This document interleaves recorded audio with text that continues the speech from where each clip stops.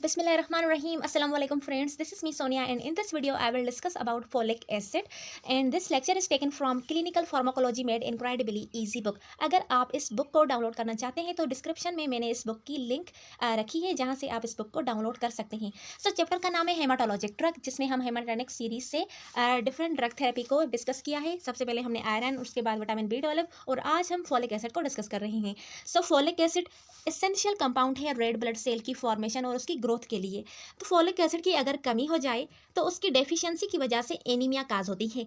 उस एनीमिया को हम मेगलोब्लास्टिक एनीमिया बोलते हैं। अब इस मेगलोब्लास्टिक एनीमिया को ट्रीट करने के लिए हम फॉलिक एसिड की थेरेपी देते हैं ताकि ये मेगलोब्लास्टिक एनीमिया ट्रीट हो जाए। अब ये जो एनीमिया है ये कॉमनली अगर होती है इन्फेंट्स में, एडोलेसेंट में, प्रेग्नेंट एंड लैक्टिंग वुमेन में और उसके साथ एल्डरी पर्सन में, और उसके बाद जो अल्कोहल कंजप्शन यानी जो अल्कोहल को बहुत ज़्यादा इंटेक करते हैं और वो मरीज जिसको इंटेस्टाइनल या फिर मैलिग्नेंट डिजीज़ है उसको एनीमिया हो सकती है। तो उसको ट्रीट करने के लिए हम फॉलिक एसिड की थेरेपी देते हैं। फॉलिक एसिड क्या है? फॉलिक एसिड सिंपली एक न्यूट्रिशनल सप्लीमेंट है जिसको हम एनीमिया को ट्रीट करने के लिए यूज़ करते हैं। ये सिंपल सा ओवरव्यू था फॉलिक एसिड का। नाउ हम देखेंगे फॉलिक एसिड की फार्माकोकाइनेटिक्स। फार्माकोकाइनेटिक्स का मतलब है कि how drug move in the body, कि कैसे जो ड्रग्स हैं उनकी मूवमेंट कैसे हो रही है बॉडी के अंदर। हमें पता है कि 4 टाइप्स होते हैं फार्माकोकाइनेटिक्स, जिसमें सबसे पहले एब्जॉर्प्शन आता है, उसके बाद मेटाबोलाइजेशन, एब्जॉर्प्शन के बाद डिस्ट्रीब्यूशन होता है, देन मेटाबोलाइजेशन एंड लास्ट में एक्सक्रिएशन।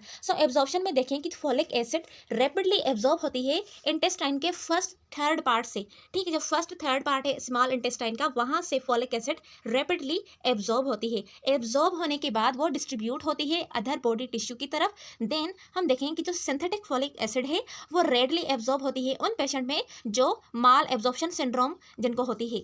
देन हम देखेंगे इसकी मेटाबोलाइजेशन की फॉलिक एसिड जो है वो मेटाबोलाइज होती है लिवर में और उसके बाद शुरू होता है एक्सक्रिएशन का प्रोसेस, जिसमें एक्सेस फॉलिक एसिड जो है वो एक्सक्रिएट होती है यूरिन में और अनचेंज फॉर्म में ही होती है। और उसके साथ अगर कोई वुमेन जो है वो लैक्टेशन वाला पीरियड उसका चल रहा है तो फॉलिक एसिड ब्रेस्ट मिल्क में भी सीक्रेट हो सकती है और उसके अलावा फीसिस में भी फॉलिक एसिड एक्सक्रिएट होती है। तो ये है इसका फार्माकोकाइनेटिक्स। नाउ हम देखेंगे इस ड्रग की फार्माकोडायनामिक्स। फार्माकोडायनामिक में ड्रग क्या करती है बॉडी के साथ उसको हम डिस्कस करते हैं फार्माकोडायनामिक में।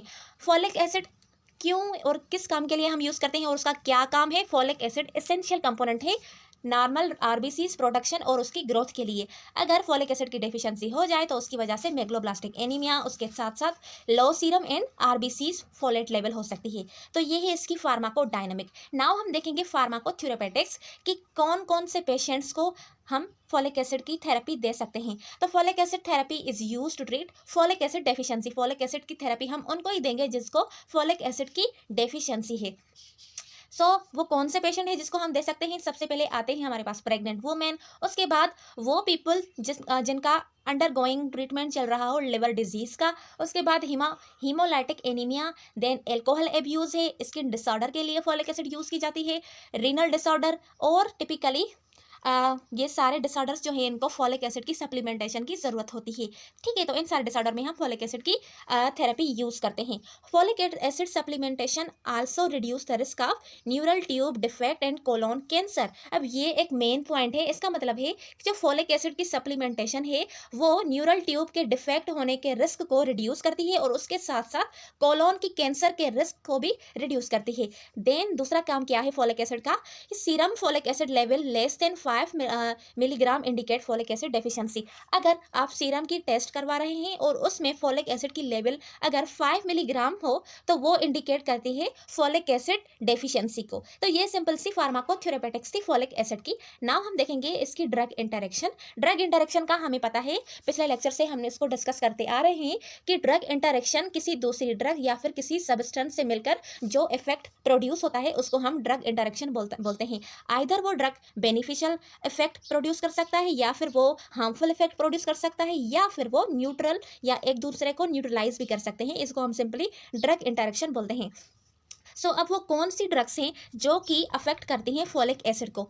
वो है मेथोट्रेक्सेट, सल्फासालाज़ाइन, उसके बाद है हार्मोनल कंट्रासेप्टिव्स, एस्पायरिन, ट्राइमेथेरिन, पेंटामाइडाइन एंड ट्राइमिथोप्रिन, ये वो सारे ड्रग्स हैं जो रिड्यूस करती हैं फॉलिक एसिड की इफेक्टिवनेस को। तो इसी तरह से ड्रग इंटरेक्शन काज होता है जहाँ पर एक ड्रग दूसरी ड्रग का इफेक्ट डिक्रीज या फिर इंक्रीज करती हैं।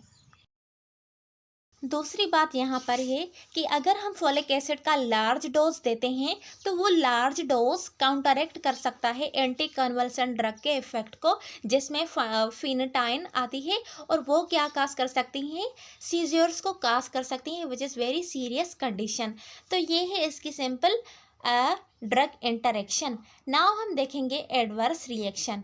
एडवर्स रिएक्शन यानी साइड इफेक्ट्स क्या हो सकते हैं।